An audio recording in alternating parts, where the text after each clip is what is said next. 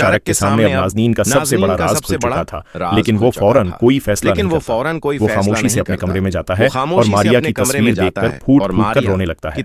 उसे याद आता है कि किस तरह मारिया हाथ जोड़कर कह रही थी कि भाई मैं बेकसूर हूं, लेकिन उसने अपनी बहन की एक बात तक नहीं सुनी।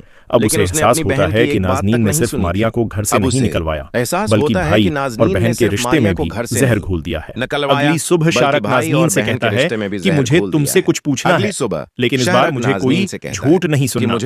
नाज़नीन घबराकर पूछती है कि आखिर बात क्या है। शारक उसकी आंखों में देखकर कहता है कि अगर मारिया ने तुम्हें नहीं गिराया था तो फिर तुमने मेरे सामने इतना बड़ा झूठ क्यों बोला। नाज़नीन के कदमों तले से जमीन निकल जाती है। वो अपनी सफाई पेश करने की कोशिश करती है, लेकिन शारक कहता है कि मैंने तुम्हारी और तुम्हारी माँ की पूरी गुफ्तगू सुन ली है। ये सुनते ही नाज़नीन की सारी चालें उसके सामने बिखरने लगती हैं। वो शारक को मनाने की कोशिश करती है, मगर शारक पहली बार उसकी किसी बात पर यकीन नहीं करता। वो कहता है कि नाज़नीन, मैंने तुम्हें अपनी जिंदगी की साथी समझा था, लेकिन तुमने मुझे अपनी ही बहन के खिलाफ खड़ा कर दिया।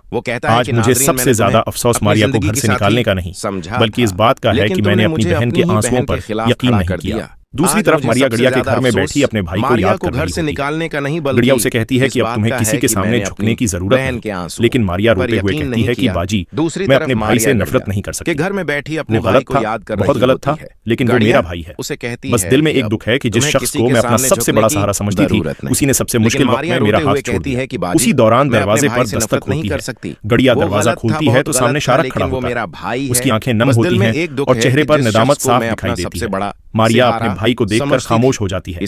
शारक आहिस्ता से कहता है, मारिया, मैं तुम्हें वापस लेने नहीं आया, मैं तुमसे माफी मांगने आया हूँ। मारिया की आंखों से आंसू बहने लगते हैं। शारक उसके सामने हाथ जोड़कर कहता है, मुझे माफ कर दो, अगर मुमकिन हो तो। मैंने तुम्हें बहुत तकलीफ दी है। मारिया कुछ देर खामोश रहने के बाद सिर्फ इतना कहती है, भाई, जख्म जिस्म पर तो वक्त के साथ भर जाते हैं, लेकिन अपने लोगों के दिए हुए जख्म बहुत देर तक दिल में रहते हैं। ये अल्फाज शारक को अंदर तक तोड़ देते हैं, लेकिन वो वादा करता है कि अब वो सच सामने लाए बगैर खामोश नहीं रहेगा। इधर नाज़नीन को अंदाजा हो जाता है कि उसका राज ज्यादा देर छिपा नहीं रह सकता। वो अपनी माँ से कहती है कि अगर शारक ने सबको सच बता दिया तो हमारा क्या होगा। उसकी माँ उसे मशवरा देती है कि किसी भी तरह शारक को दोबारा अपने काबू में करो, वरना सब कुछ हाथ से निकल जाएगा। लेकिन शायद नाज़नीन ये भूल चुकी है कि अब शारक वो शख्स नहीं रहा जो हर बात आंखें बंद करके मान ले। अब वो अपनी बहन के साथ होने वाली नाइंसाफी का हिसाब लेने के लिए तैयार है, और दूसरी तरफ अहमर और आफिया के रिश्ते में भी गलत फहमियां बढ़ रही हैं।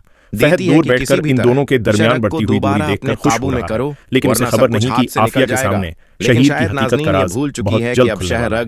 जिस दिन आफिया को मालूम होगा कि उसके वालिद ने उससे झूठ बोला और फहद भी उस खेल का हिस्सा था, उस दिन शायद सबसे पहले उसे अहमर की वो बातें याद आएंगी जिन्हें वो अब तक गलत समझ रही थी। अब आने वाली किस्त में सबसे बड़ा सवाल यही होगा कि क्या शारक पूरे खानदान के सामने नाज़नीन का सच बेनकाब कर देगा। लेकिन उसे क्या मारिया अपने भाई को दिल से माफ कर पाएगी, और क्या आफिया को फहद और शहीद की साजिश का पता चलने के बाद अपने और अहमर के रिश्ते को बचाने का एक आखिरी मौका मिलेगा। शारक मारिया के सामने खड़ा होता है, लेकिन इस बार उसके लहजे में गुस्सा नहीं बल्कि शर्मिंदगी होती है। वो मारिया से कहता है, मारिया, मैं जानता हूँ कि मैंने तुम्हारे साथ बहुत बड़ा जुल्म किया है। तुम बार बार कहती रही कि तुम बेकसूर हो, मगर मैंने तुम्हारी एक बात नहीं सुनी।